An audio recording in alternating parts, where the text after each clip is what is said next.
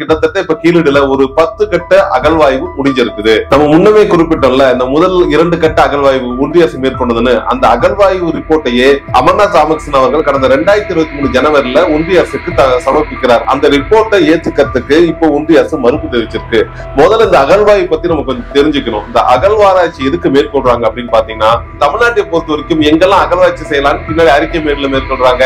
அதன் பின்னாடி மயிலாடுதுறை பல்வேறு இடங்கள் மேற்கொள்ளப்பட்டாலும் இந்த கீழடி தான் முக்கியத்துவம் வாய்ந்ததாக காணப்படுகிறது. ஏன்னா இதுக்கு முன்னாடி தமிழ்நாட்டில் செய்த அகழ்வாராய்ச்சி எல்லாமே ஏதோ ஒரு தொழிற்கூடம் சார்ந்ததாகவோ இல்ல அந்த இடம் ஒரு கிராமப்புற சமுதாயமாகவோ இருந்திருக்கு. இல்ல மேய்ச்சல் நிலத்துல இருந்து கிராமப்புற சமுதாயம் மாறின நிலையை ஒட்டுனதான பொருள் தான் கண்டுபிடிக்கப்பட்டது. ஹராப்பா நாகரிகம் சொல்றாங்கல்ல, இந்த சிந்து சமவெளி நாகரிகம், அந்த சிந்து சமவெளி நாகரிகத்தை ஒட்டியார் போல் அதை பிரதியெடுத்தா போல ஒரு நாகரிகத்தை எங்கேயாவது காண முடியுமான்னு தொடர்ச்சியான தேடுதல் இருந்த இந்திய சமூகத்துக்கு கிடைத்த ஒரு இடம் தான் கீழடி.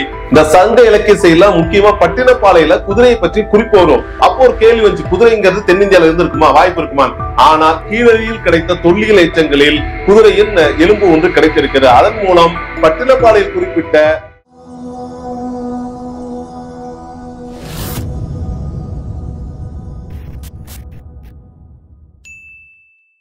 கீழடி அகழ்வாய்வு அறிக்கையை ஏற்க மறுக்கும் ஒன்றிய அரசு. இதுதான் இன்னைக்கு தமிழகத்துல ஒரு முதன்மை டாபிக்கா மாறி இருக்கு. என்னன்னு பாத்தீங்கன்னா நமக்கு நல்லா தெரியும். கீழடியில அகழ்வாய்வு மேற்கொள்றாங்க. கிட்டத்தட்ட 2014 தொடங்கி இன்று வரைக்கும் 2024-25 கூட அகழ்வாய்வு நடந்துகிட்டே இருக்குது. இதுல 2014-15 முதல் ஆண்டு, 2015-16 இரண்டாம் ஆண்டு, இந்த 2 கட்ட அகழ்வாய்வையும் ஒன்றிய அரசு முன்னிலை நடத்துது.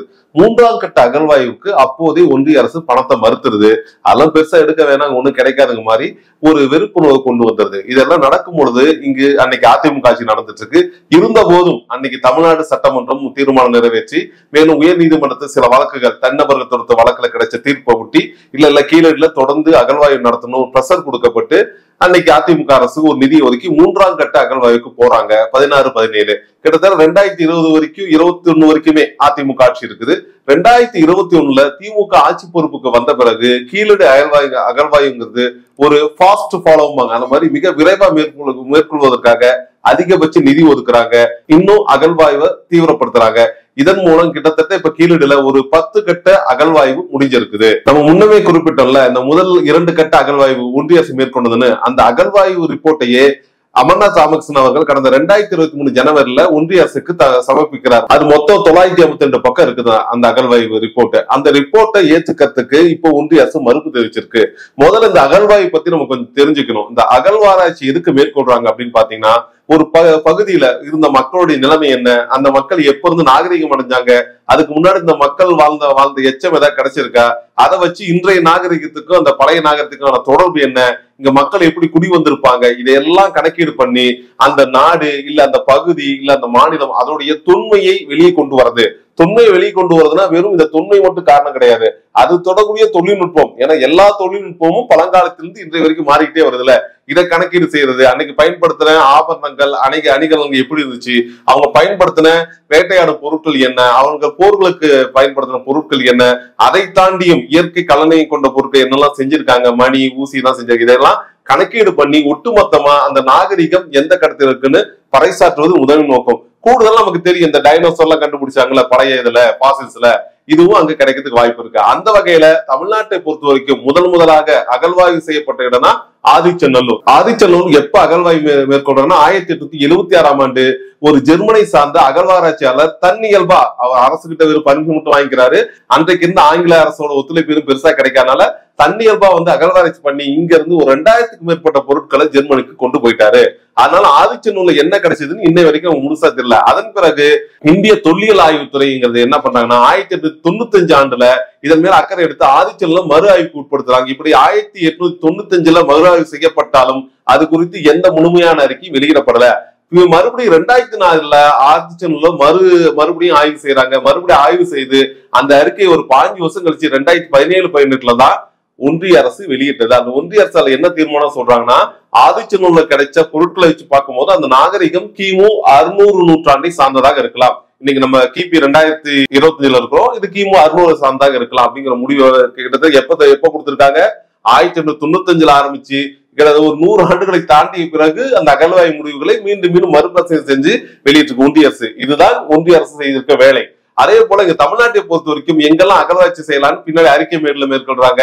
அதன் பின்னாடி மயிலாடு பல்வேறு இடங்கள் மேற்கொள்ளப்பட்டாலும் இந்த கீழடி தான் முக்கியத்துவம் வாய்ந்ததாக காணப்படுகிறது. ஏன்னா இதுக்கு முன்னாடி தமிழ்நாட்டில் செய்த அகழ்வாராய்ச்சி எல்லாமே ஏதோ ஒரு தொழிற்கூடம் சார்ந்ததாகவோ இல்ல அந்த இடம் ஒரு கிராமப்புற சமுதாயமாகவோ இருந்திருக்கு. இல்ல மேய்ச்சல் நிலத்துல இருந்து கிராமப்புற சமுதாயம் மாறின நிலையை ஒட்டுனதான பொருள் தான் கண்டுபிடிக்கப்பட்டது.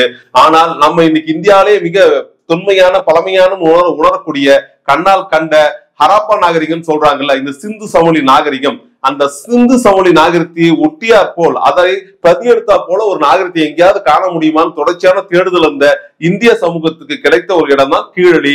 தென் தமிழகத்தை பொறுத்த வரைக்கும் கீழடியில் கிடைத்த கட்டுமானங்கள் எல்லாமே ஹராப்பாவுடைய தொடர்புடையதாவே இருக்குது. ஏன்னா ஹராப்பால எப்படி சுட்ட செங்கற்களா வீடு கட்டியிருந்தாங்க, முறையான சாலை வசதி, அங்கிருந்து கழிவுநீர் வழிந்தோடக்கூடிய வசதி இதெல்லாம் இருந்துச்சு. அதே போல கீழடியிலையும் முறையான சாலை வசதி, செங்கற்களா சுடப்பட்ட செங்கற்களா கட்டப்பட்ட வீடுகள், வழக்கமா சொல்லக்கூடிய கருப்பு மற்றும் சிவப்பு நிறம் கலந்த பானைகள், பானை வணையப்பட்டிருக்கு, சுடப்பட்ட பானைகள், அங்கிருந்த ஆபரணங்கள்ல முத்து இருந்திருக்கு, தங்கம், இந்த மாதிரி பிரீசியஸ் ஜுவல்ஸ் சொல்லுவாங்க, இது எல்லாமே இருந்திருக்குது.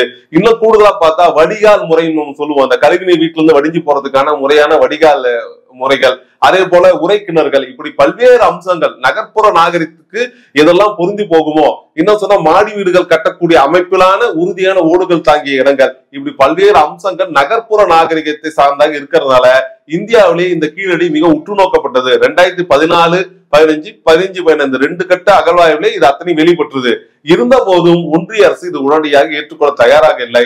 3வது கட்ட அகழ்வாராய்ச்சிக்கு அன்னைக்கு அனுமதி தரல. அதன் பிறகு நடந்ததை நம்ம பார்த்தோம். ஆனா இன்னைக்கு என்ன ஆயிருக்குன்னா, அந்த 2 கட்ட ஆராய்ச்சியும் முடிந்த பிறகு அதற்கு பொறுப்பாக பணி செய்து கொண்டிருந்த அமர்நாத் ராமகிருஷ்ணன் அவர்களை இங்க இருந்து திடீர்னு ஒன்றிய அரசு பணியிடை மாற்றம் செய்யறாங்க. பணியிடை மாற்றம் பண்ணி அவரை வடநாட்டுல எங்க தூக்கி போட்டுறாங்க. மறுபடியும் 10 வருடம் கழித்துதான் அவரு மீண்டும் தமிழ்நாட்டுக்கு வர முடியுது. இடைப்பட்ட காலத்துல உயர்நீதிமன்ற உத்தரவின் அடிப்படையில சில பார்வையிடலுக்கு வந்தார் தவிர முன்னேற பணியா அவர் இங்க அனுமதிக்கவே இல்லை. மீண்டும் அமர்நாத் ராமகிருஷ்ணன் தமிழகத்துக்கு வந்த பிறகு அவர் அந்த கீழடி அகழ்வாய் விட்டுட்டு போயிருந்தால 2 ஆய்வை, அந்த ஆய்வு கட்டுரைகளை எடுத்து தொகுத்து அதுக்கு முறையான பரிசீலனைக்கு உட்படுத்துறாரு. அங்க கண்டெடுக்கப்பட்ட ஒரு 25 பொருட்களை கார்பன் டேட்டிங் சொல்லுவாங்க. பொதுவாக இந்த பழமையான உயிர் பொருட்கள் எது கண்டுபிடிக்கப்பட்டாலும் அதை கார்பன் டேட்டிங் கொடுக்கும் பொழுது அதுல என்னென்ன கலந்துருக்கு, அப்ப என்னென்ன உலோகம் பயன்படுத்தாங்க எல்லாமே அதுல தெரிஞ்சிடும். இது ஒரு உயர் தொழில்நுட்பம், அனைவராலும் ஒத்துக்கொள்ளப்பட்ட உயர் தொழில்நுட்பம். இந்த தொழில்நுட்பத்துக்காக கிடைத்த இந்த 25 சாம்பிள்ல ஒரு 18 சாம்பிள்ல மியாமி, அமெரிக்கால இருக்க மியாமிக்கு அனுப்புறாங்க. மீறி ஒரு 5 சாம்பிள்ல புதுதில்லியில இருக்கிற தொழில்நுட்ப கூடத்துல ஆய்வு பண்றாங்க. இந்த ஆய்வு முடிவுகள் எல்லாமே கிட்டத்தட்ட கீழடியில கிடைத்த இந்த கரிம பொருட்களை ஆய்வு செய்து கிடைத்த முடிவுகள் கீழடி நாகரிகம் கிமு 900 அந்த ஆண்டுக்கு உட்பட்டதான் இருக்கலாம் அப்படிங்கிற ஆய்வு கொடுத்திருக்கு. கிமு 900 அதுக்கு உட்பட்டு இருக்கு அப்படின்னா அதுக்கு முன்பே இந்த நாகரிகம் தொடங்கி இருக்க வேண்டும். அதையெல்லாம் கணித்துதான் கிட்டத்தட்ட கீழடி நாகரிகங்கிறது கிமு 1300 தொடங்கி கிபி 10ஆம் நூற்றாண்டு வரைக்கும் நீடிச்சிருக்கலாம்னு ஒரு ஆய்வு தராங்க. இதுல முக்கியமா இப்ப இந்த ஒன்றிய அரசு மறுக்கிற ஆய்வறிக்கையில என்ன இருக்குன்னா, அதுல ராமகிருஷ்ணன் தெளிவா குறிப்பிட்டிருக்காரு, கீழடியில் நான் 3 விதமான நாகரிகங்களை கண்டறிந்தேன்னு 3 நிலைகளை குறிப்பிடுறாரு. அதுல ஒரு நிலைங்கிறது கிமு 7ல இருந்து 6ஆம் நூற்றாண்டு தொடங்கி கிமு 3ஆம் நூற்றாண்டு வரைக்கும் தொடர்ந்து இருக்கு. 2வது நிலை நாகரிகங்கிறது பாத்தீங்கன்னா கிமு 5ஆம் நூற்றாண்டு தொடங்கி கிபி 1ஆம் நூற்றாண்டு வரைக்கும் தொடங்கி இருக்கு. 3ஆம் நிலை நாகரிகம் பாத்தீங்கன்னா கிமு 1ஆம் நூற்றாண்டில் தொடங்கி கிபி 10ஆம் நூற்றாண்டு, இப்படி 3 நிலையான நாகரிகங்கள் பாக்குறேன். இந்த நாகரிகங்கள்ல இந்த முதல் நாகரிகங்கிறது பெரும்பாலும் செங்கற்கள்லாம் கிடையாது, அது மரத்தை விட உறுதியான பொருட்களை வச்சு கட்டமைக்கப்பட்டிருக்கு. இந்த 2ஆம் நிலை நாகரிகங்கிறது நம்ம முன்னாடி குறிப்பிட்டல சிந்து சமவெளி நாகரிகத்தை ஒத்திருப்பது போல அனைத்தும் செங்கற்களால் கட்டப்பட்டு முறையான உரைக்கிணறு வசதிகள் எல்லாம் கொண்ட ஒரு நகர நாகரிக அமைப்பை பெற்றிருக்கிறது. இந்த 3ஆம் நாகரிகங்கிறது இந்த புது நாகரிகம் நம்ம இன்னைக்கு காண்ற இந்த உலக நாகரிகம், இந்த நாகரிகத்தின் தொடர்ச்சியாக அதிநவீன வசதிகளை கொண்ட அளவுக்கு உருவாயிருக்கு. இந்த காலகட்டத்தில் அங்கு இரும்பு, தங்கம் இது எல்லாமே கிடைச்சிருக்கு. அதனால இது ஒரு உயர்ந்த நாகரிக சமூகமா இதை அங்கீகரிக்கணும்னு ஒரு இடத்துலயும். அதன் பிறகு என்ன சொல்றாருன்னா, அங்க கிடைத்த அந்த தமிழ் பொறிப்புகள், பொதுவா இந்த தமிழ் மொழியை பத்தி நம்ம தெரிஞ்சுக்கணும்னா அதோடைய பழைய கல்வெட்டுகள் இதெல்லாம் இன்னைக்கு பார்ப்போம். இதை தாண்டி அன்னைக்கு பானையில பேர் எழுதியிருப்பாங்க. இந்த பானை ஓடுகள் மேல இருக்க சில்லுகள்ல இருக்க இந்த பேர்கள்லாம் தமிழ் பிராமி எழுத்தா இருக்குது. அங்க கிட்டத்தட்ட 160க்கும் மேற்பட்ட இந்த பானை ஓடுகள் பொறிப்புகள்ல தமிழ் எழுத்துகள் இருக்கு. அதுல ஆதன் அப்படிங்கிற தமிழ் சொல் பதிக்கப்பட்டிருக்கு. ஆகவே தமிழ் மொழி கிமு 6ஆம் நூற்றாண்டுக்கு முன்பு இருந்தே உருவாகி இருக்கிறது அப்படிங்கிறது இது மூலம் நிரூபிக்கிறதுன்னு சொல்லல. கூடுதலா சிந்து சமவெளி நாகரிகத்துக்கு கண்டுபிடிக்கப்பட்ட இந்த பானை பொறிப்புகள், அங்க அந்த பானை ஓடுகள்ல என்னென்ன எழுத்துரு பார்த்தோமோ அந்த எழுத்துரை ஒத்த அதே வடிவத்தில் இங்கே கீழடியும் கிடைத்திருக்கிறது. ஆகவே இது இரண்டும் இணையாகவோ இல்ல அதன் தொடர்ச்சியாகவோ இது அமைந்திருக்கலான்னு ஒரு கருத்து வைக்கிறாரு. மூன்றாவது என்ன சொல்றாருன்னா, இதுவரைக்கும் இந்தியாவில கிடைச்சதையே மிக பழமையான இரும்பு உலோகங்கள் எல்லாம் இங்க கிடைச்சிருக்கு. ஆனா மேலும் ஆய்வுக்கு உட்படுத்தணும், இதை மேலும் ஆய்வுக்கு எடுத்து போகணும். இந்த மாதிரி ஒரு 5-6 கருத்துக்களை முன் வச்சுதான் அந்த அறிக்கையை சமர்ப்பிச்சிருக்காரு. ஆனா இந்த அறிக்கையை ஒன்றிய அரசு ரொம்ப எளிமையா என்ன சொல்றாங்கன்னா, கிட்டத்தட்ட ஒரு 2023 அறிக்கை சமர்ப்பிச்சிட்டாரு. 2 வருடம் எந்த பதிலும் கூறாமல் இங்க தமிழ்நாட்டில் அரசியல் கட்சிகள் மற்றும் சட்டப்பேரவையில் கேள்வி எழுப்பப்பட்ட பிறகு ஒன்றிய தொழில்துறை அமைச்சர் ரொம்ப எளிமையா என்ன சொல்றாருன்னா, இல்ல இந்த ஆய்வுகள் எங்களுக்கு பத்தாது, அது ஒரு தெளிவா இல்லாம இருக்கு. என்ன தெளிவு இல்லாம இருக்குன்னா, அந்த மத்திய அரசு ஒரு கடிதம் இருக்கு. அந்த கடிதம் என்ன சொல்றதுன்னா, அந்த கீழடியை பற்றி அந்த கிராமத்தை பற்றிய வரைபடம் இருக்குல்ல, அந்த வரைபடத்துல கிளாரிட்டி கிடையாது. நீங்க இந்த 3 நாகரிகம் சொல்லிட்டீங்க. இந்த 3 நாகரிகத்தையோட லேயர் நம்ம சொல்லுவோம், ஒவ்வொரு லேயருக்கு ஒரு லேயர், அந்த எந்த லேயர்ல கிடைச்சதுன்னா அதை நீங்க ஒப்பீடு செஞ்சு எங்களுக்கு அறிக்கை தரணும். மூணாவது என்ன சொல்லியிருக்காங்கன்னா, வெறுமனே இந்த ஆய்வுகள்லாம் வச்சுக்கிட்டு மட்டும் இது ஒரு தொன்மையான நகரம் சொல்லியிருக்க முடியாது, மேலும் ஆய்வுக்கு உட்படுத்த வேண்டும் அப்படிங்கிற தோணியில ஒரு கடிதத்தை ஒன்றிய அரசு அமைச்சிருக்கு. அதுதான் இன்னைக்கு தமிழ்நாட்டுல மிகப்பெரிய கேள்விகளையும் அதே போல மிகப்பெரிய எதிர்ப்பையும் உருவாக்கி இருக்கு. நமக்கு என்ன கேள்வினா, இங்க பொறுத்தவரைக்கும் இந்தியாவை பொறுத்தவரைக்கும் இருக்கிற நாகரிகங்கள ஹராப்பா தான் முந்தியது. கிட்டத்தட்ட கிமு 1900 ஆரம்பிச்சு 1200 வரைக்கும் செழிப்பாகும். அதன் பிறகு கிமு 600ல முற்றிலும் அழிந்து போயிருக்கு ஹராப்பா. அந்த நாகரத்தின் தொடர்ச்சியாக நாம சொல்ற இந்த ஹராப்பா முகந்தார் ரெண்டுமே இன்னைக்கு பாகிஸ்தான்ல இருக்கு, அது இந்தியால கிடையாது. லோத்தல், கலிபங்கன் இப்படி இடத்துல ஹராப்பாவுடைய தொடர் நகரங்கள் சொல்லுவாங்க. அந்த தொடர் நகர நாகரிகம் கிடைச்சிருக்கு. சமீபத்துல ஒரு மாதத்துக்குள்ள கூட குஜராத் பகுதியில ஒரு நாகரிகத்தை தோண்டி எடுத்திருக்காங்க. அந்த ஹராப்பாவோட தொடர்பு வகைப்படுத்திருக்காங்க. ஆனா இந்த ஹராப்பா நாகரிகம் என்பது ஏற்கனவே இங்க சொல்லிடுறாங்களா, வேதகால நாகரிகம் ஒண்ணு குறிப்பிடுறாங்கல்ல, அந்த வேதகால நாகரிகத்துக்கு சற்றும் தொடர்புலாதான் அந்த ஹராப்பா நாகரிகம், அந்த சிந்து சமவெளி நாகரிகம். ஏன்னா வேற காலத்தில் சொல்லக்கூடிய எந்த அம்சங்களும் இல்ல பொருட்களும் எதுவுமே ஹராப்பால கிடைக்கல. ஹராப்பால கிடைத்த பொருட்கள் எல்லாம் புலங்கு பொருட்கள் சொல்லுவாங்க, மக்கள் பயன்பாட்டுக்கு இருந்த பொருட்கள். அங்க எதுவும் பெரிய கத்தி கோடா எல்லாம் கிடைக்கல. ஏன்னா ஒரு சண்டையிடும் சமூகமாக, போர் சமூகமாக இல்ல வேட்டையார் சமூகமா இருந்தா அவங்களுக்கு அம்பு வில்லு இதெல்லாம் நிறைய தேவைப்பட்டிருக்கு. ஆனா அங்க கிடைச்ச கத்திகள்ல இருந்து அம்புகள் எல்லாமே சின்ன சின்னது, அதெல்லாம் உள்ளூர்ல ஏதோ பயன்படுத்திக்கிறத தவிர பெரிய அளவுல சண்டைக்கு போருக்கு போக வேண்டிய அவசியம் அந்த மக்களுக்கு இல்ல. அது ஒரு விளைச்சல் சமூகமாகும். ஏன்னா தானிய கணக்கு பெருசா இருந்திருக்கு. அந்த சமூகம், இந்த நாகரிக சமூகம் கண்டிப்பாக இவர்கள் குறிப்பிடுகிற வேற சமூகம் சொல்றாங்கல்ல, அந்த வேற மரபு சமூகம் கிடையாது, ஏற்கனவே தெல்ல தெளிவா ஆயிடுச்சு. அதுல இருந்தே ஒன்றிய அரசு, அது யாரா வேணா இருக்கலாம், அது இன்னைக்கு இருக்கிற பிஜேபியா இருக்கலாம், இதுக்கு முன்னாடி காங்கிரஸா இருக்கலாம், யாரா இருந்தாலும் அவர்களுடைய பார்வைங்கிறது இந்தியாங்கிறது வேற சமூகம், இந்தியாங்கிறது இந்து மதத்தை சார்ந்த சமூகம், இந்தியா என்பது ஹிந்திங்கிற மொழியை சார்ந்த சமூகங்கிற ஒரு கருத்தியல் வேற, சமஸ்கிருதம் சார்ந்த சமூகமாக இருக்க வேண்டுங்கிற மன இயல்பு, அதற்கேற்ற போல இந்த அகழ்வாய்வு எப்படியா கிடைக்கும் தேடிக்கிட்டே இருக்காங்க. அதன் வெளிப்பாடாகத்தான் சமீபத்தில் கூட ஒன்றிய அரசு சரஸ்வதி நாகரிகத்தை கண்டுபிடிக்க 10,000 கோடி ரூபாய் ஒதுக்குது. சரஸ்வதி நாகரிகம் ஒன்று வெறும் செய்யுள் பாடல்கள்ல ஒன்று இடத்துல வேறத்துல கிடைக்க தவிர, சரஸ்வதிங்கிற ஒரு நதி இந்தியாவில் ஓடியதாக எங்கேயும் யாரையும் வரலாற்று குறிப்பிடவும் இல்லை. அந்த நதியோட நாகரிக தொல்லியல் எங்கேயா கிடைச்சதுன்னா அப்படி எதுவும் கிடைக்கல. ஆனா அதற்கு மாறாக நான் முன்பே குறிப்பிட்டது போல சங்க இலக்கிய காலம் சொல்லுவாங்க. கிமு 300ல இருந்து கிபி 300 வரைக்கும் இருக்க காலம் சங்க இலக்கியத்தின் கடைக்கட்ட காலம். முதல் கட்டம் முன்னாடி இருக்கு கடைக்கட்ட காலம். இந்த சங்க இலக்கிய செய்யலாம் முக்கியமா பட்டினப்பாளையில குதிரையை பற்றி குறிப்பு வரும். அப்போ ஒரு கேள்வி வந்துச்சு, குதிரைங்கிறது தென்னிந்தியால இருந்து இருக்குமா, வாய்ப்பு இருக்குமா? ஆனால் கீழடியில் கிடைத்த தொல்லியல் எச்சங்களில் குதிரையின் எலும்பு ஒன்று கிடைத்திருக்கிறது. அதன் மூலம் பட்டினப்பாளையில் குறிப்பிட்ட அந்த செய்திகள் எல்லாம் உண்மையாக இருக்க வேண்டும். ஏன்னா அந்த செய்திகள் குறிப்பிட்ட அத்தனை புலங்க பொருட்களும் கீழடியில் கிடைச்சிருக்கு. அதன் வழியாக சங்க காலம் என்று தமிழர்கள் சொல்லக்கூடிய தமிழ்ச்சங்க காலம் உண்மையாக இருந்திருக்க வேண்டிய ஆதாரம் அனைத்தும் கீழடி இந்த 2 கட்ட ஆய்வுகளே கிடைச்சிருக்கு. அடுத்து 3, 4, 10 கட்ட ஆய்வுகள்லையும் கிடைத்திருக்க பொருட்களை பாத்தீங்கன்னா இதுவரைக்கும் இந்தியால வேறு எங்கும் இவ்வளவு எச்சங்கள் கிடைத்ததில்லைன்னு அனைவரும் அடிச்சு சொல்றாங்க. கூடுதலா இந்த இரும்பின் பயன்பாடு, ஏன்னா ஒரு நாகரிகத்தை உயர்ந்த கட்டம் எதிர்பார்க்கறாங்கன்னா முதல்ல தாமிர உலோகம் பயன்படுத்திருக்கும், வெங்கலம் இருக்கும், அதன் பிறகு இரும்பு வரும். இரும்பு ஆயுதங்கள் தான் ரொம்ப வலுவானது. அதை வச்சுதான் நாகரிகங்கள் அடுத்தடுத்து நகர்ந்திருக்காங்க. இரும்பின் பயன்கிறது இந்த வரலாற்று நோக்கில் மிக முக்கியமானது. அதன் அடிப்படையில் உலகிலேயே இரும்பு நாகரிகம் எங்க உருவானுச்சு அப்படின்னு ஒத்துக்கிறாங்கன்னா, இன்னைக்கு இருக்கிற துருக்கியில அன்னைக்கு இருந்த அட்டோலியன் அப்படிங்கிற வாழ்விடம், அந்த வாழ்விடத்துல தான் இரும்பு கண்டுபிடிக்கப்படுது. அதனுடைய காலம் கிமு 3000 இருக்கலாம், 3000 இருந்து 2000 இருக்கலாம் குறிப்பிடுறாங்க. ஆனால் சமீபத்தில் தமிழ்நாட்டில் கீழடி தாண்டி சிவகலை, மயிலாடும்பாறை மற்றும் பல இடங்களில் நடத்திய அகழ்வாய்வில் கிடைத்த இரும்புக்களை கார்பன் டேட்டிங் முறைக்கு அமைச்சிருக்காங்க. இரும்பு நேரம் அனுப்ப முடியாது. கிடைத்த தானியங்கள், கலையங்களை கிடைச்ச தானியங்கள் அனுப்புனா அந்த தானியத்தில் ஒட்டி இருக்க இரும்பு துகள்கள் எந்த ஒரு துகளா இருந்தாலும் அந்த கார்பன் டேட்டிங் கண்டுபிடிக்கும். அதன் வழியாக அளவீடு செய்யப்பட்டதில் இங்கு கிடைத்திருக்க இரும்புகள் எல்லாமே கிமு 2900 கிட்டத்தட்ட 3000க்கு முன்பு இணையான காலத்துக்கு கிடைச்சிருக்கு. ஆகவே இரும்பு காலம்ங்கிறது தமிழகத்தில் இந்தியாவை பொறுத்தவரை மேல் வட இந்தியாவிலும் தெரிஞ்சப்படும் பொழுது தமிழகத்தில் இரும்பு காலம் முன்னதாகவே தோன்றிவிட்டது அப்படிங்கிற கருத்தாக்கத்தையும் சமீபத்திய அகழ்வாய்வு முன் வச்சிருக்கு. இது எல்லாம் ஏற்றுக்கிறதுக்கு மத்திய அரசு தயாராகவே இல்லை. ஏன் அப்படின்னா ஒன்றிய அரசு எப்ப என்ன எதிர்பார்க்கணும், இந்து மதம் சார்ந்த குறியீடுகள் ஏதாச்சும் கிடைக்குமா, எங்கேயாச்சும் குங்குமம் கிடைக்குமா, எங்கேயாச்சும் திருநூறு கிடைக்குமா, இல்ல எங்கேயாச்சும் ஒரு சிவலிங்கம், இல்ல ஒரு ராமர் சிலை, இல்ல சொஸ்திக் சின்னம், இதெல்லாம் ஏதோ ஒண்ணு கிடைச்சிட்டா உடனே அந்த அகழ்வாய்வை தூக்கி கொண்டாடி அது எங்களுடைய நாகரிகம் சொல்லலாம் தான் ஒவ்வொரு இடத்துலையும் இந்த அகழ்வாய்வு நடத்தி கொண்டே இருக்கிறார்கள். ஆனால் அவர்கள் எதிர்பார்த்த போல கீழடியில் எதுவுமே கிடைக்கவில்லை. இன்னும் சொல்ல போனா எப்படி நம்ம இந்த சிந்து சமணி நாகரத்தில் பார்த்தோம்ல, எந்த மத குறியீடுகளும் கிடைக்கவில்லை, அவர்கள் கடவுளை கும்பிட்டதாகவே தெரியவில்லைன்னு சொல்றோம்ல, அதே போல கீழடியில் கிடைத்த இந்த எச்சங்கள், தொல்பொருள் எச்சங்கள் எதிலும் இந்த கடவுள், ஆன்மீக, மதம் சார்ந்த பொருட்கள் எதுவும் கிடைக்கவே இல்லை. இங்க கிடைச்சதெல்லாம் பாத்தீங்கன்னா பொன் ஆபரங்கள், அப்புறம் முத்து மணிகள், வளையல்கள், இன்னும் சொன்னா விளையாட்டு கருவின்னு சொல்லுவாங்க, டைஸ்ன்னு சொல்லுவாங்கல்ல, சதுரங்கிறது அந்த டைஸ் கிடைச்சிருக்கு. இது கூட ஒரு நாகரிக சமூக முன்னேற்றத்தின் அடையாளமாக உலகில பார்க்கப்படுது. அந்த வகையில கீழடியில் கிடைத்த எந்த பொருட்களும் ஒன்றிய அரசின் மனப்போங்கான இந்து மதத்துக்கும் இந்து மதவாதத்துக்கும் சார்ந்தாக இல்லாதனால் இந்த ஆராய்ச்சியை முடக்கி போடுகிறார்கள் என்று தமிழ்நாட்டிலிருந்து குற்றச்சாட்டு எழுந்திருக்கிறது. அது குற்றச்சாட்டு அல்ல, உண்மையும் கூட. ஏன்னா எதுவுமே இல்லாத ஒரு சரஸ்வதி நாகரத்தை தேர்றதுக்காக 10,000 கோடி ஒதுக்குறாங்க.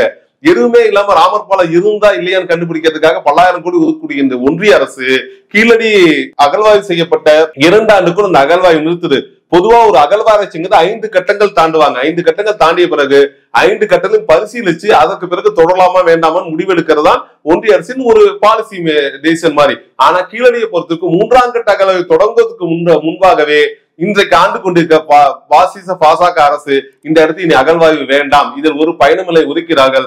ஆனா அதன் பிறகு உயர்நீதிமன்ற தலையீட்டின் பிறகு ஏற்பட்ட இந்த அகழ்வாய்வுங்கிறது அதிமுக ஆட்சி 2017-18 ஆரம்பிச்சு இன்னை வரைக்கும் இந்த திமுக அரசு தொடர்ந்துட்டு இருக்கு. இதில் கிடைத்த பொருட்களை ஒப்பீடு செய்து பார்க்கும் பொழுது இந்திய அரசின் அந்த இந்திய மனப்பாங்கு, இந்துத்துவ மனப்பாங்குக்கு ஆதரவு தர வகையில் எந்த ஒரு தொல்பொருளும் இங்கே கிடைக்கவில்லை என்பதால் இதை இருட்டடிப்பு செய்ய வேண்டும். இன்னும் கூட போனால் இது திராவிட நாகரிகம், தமிழர் நாகரிகம் என்று கொண்டாடுவதால் இவர்கள் சொல்லக்கூடிய இந்த இந்திய மனப்பாங்குக்கு சிதையக்கூடும் என்கிற ஒரு கோணத்தில் கூட இதை அவங்க தடுக்கிறாங்கன்னு கூட பொதுவான அரசியல் பேச்சுகள் எழதான் செய்யுது. அது உண்மையாகவும் இருக்க செய்யுது. ஆகவே ஒன்றிய அரசு இந்த மாற்றான்தான் மனப்பான்மையை கைவிட்டு இங்கு கிடைத்திருக்க கீழடியில் கிடைத்தாலும் அது இந்தியாவுக்குள் கிடைத்தாங்க. ஏன்னா இன்னை வரைக்கும் இந்திய துணைக்கண்டம் ஒரு நாடாதான் கருதப்படுது. ஆகவே கீழடியில் கிடைத்தாலும் அது இந்திய பாரம்பரியத்தின், இந்திய நாகரிகத்தின் சின்னம். இந்திய நாகரிகம் உலகில் இருக்கிற இரும்பு நாகரிகத்தை விட முன் தோன்றிய நாகரிகம் என்று பறைசாற்ற ஒரு கைகோளாக இந்த கீழடி கிடைத்திருக்கு. ஆகவே கீழடியில் கிடைத்த ஆய்வுகளை முறைப்படுத்தி கூடிய விரைவிலேயே ஒன்றிய அரசு ஒப்புக்கொண்டு அது உலகுக்கு அறிவிக்க வேண்டும். இதன் மூலம் தென்னகத்தில் தான் மனித நாகரிகத்தின் தொடர்ச்சி வெகுவாக அதிகரித்துள்ளது என்று தெரிய வரும். ஏன்னா இதுக்கு முன்னாடியே இந்தியாவை வரலாற்று ஆசிரியர் யார் எழுதினாலும் என்ன எழுதுவாங்கன்னா வடக்கில் இருந்து தெற்கு வரை அதுக்கு ஒரு நல்வாய்ப்பாக சிந்து சமணி நாகரிகம் கிடைச்சதுனால அங்க இருந்து ஹராப்பால இருந்து கீழே வரைக்கும் பாக்குறதே பார்வையா இருந்துச்சு. இதை அறிஞர் அண்ணா அவர்கள் வாழ்ந்த காலத்திலேயே மிக கடுமையாக விமர்சித்து, ஏன் நீங்க எப்பொழுதும் வடக்குல இருந்து தெற்கு பாக்குறீங்க, தெற்குல இருந்து வடக்கும் பார்க்கலாம். ஏன்னா வரலாறுங்கிறது எப்படி மாறும் தெரியாது. ஒரு தொல்பொருள் ஆய்வு கூட வரலாற்றை மாற்றி புரட்டி போடும். அந்த வகையில் நீங்கள் இங்கே வைகை அல்லது தாமிரபரணி தொடங்கி நீங்க வடக்கு நோய் கூட ஆராய்ச்சி மேற்கொள்ளலாம். அப்பொழுதுதான் இங்கு மனித சமுதாயம் எப்படி உருவானது, இன்றைக்கு இருக்கக்கூடிய இந்தியாவின் உண்மையான மக்கள் யார் என்பது தெரிய என்று குறிப்பிட்டார். அதன் பிறகு வரலாற்று ஆசிரியர் ரோமிலா தாப்பர் அவர்கள் ஒரு 5 ஆண்டுக்கு முன்னாடி குறிப்பிடுறாங்க, ஏன் மீண்டும் மீண்டும் வடக்குல இருந்து வரலாறு எழுதணும், தெற்கில் கிடைத்த அகழ்வாய்வுகள், தெற்கில் கிடைக்கிற மனித பண்பாட்டு விளிம்புகள், இதையெல்லாம் வச்சு வடக்கில் இருந்து நம்ம பார்க்கிற இந்த ஆராய்ச்சியை மறுத்துட்டு தெற்கில் இருந்து மனிதகுல வரலாறை தொடங்குவோம். அது இந்தியாங்கிறது மதசார்பற்ற நாடாகவும் இந்தியாங்கிறது ஒருங்கிணைந்த நாடாகவும் விளங்குவதற்கு ஏதுவாக இருக்குன்னு ரோமிலா தாப்பர் கருத்து வச்சாங்க.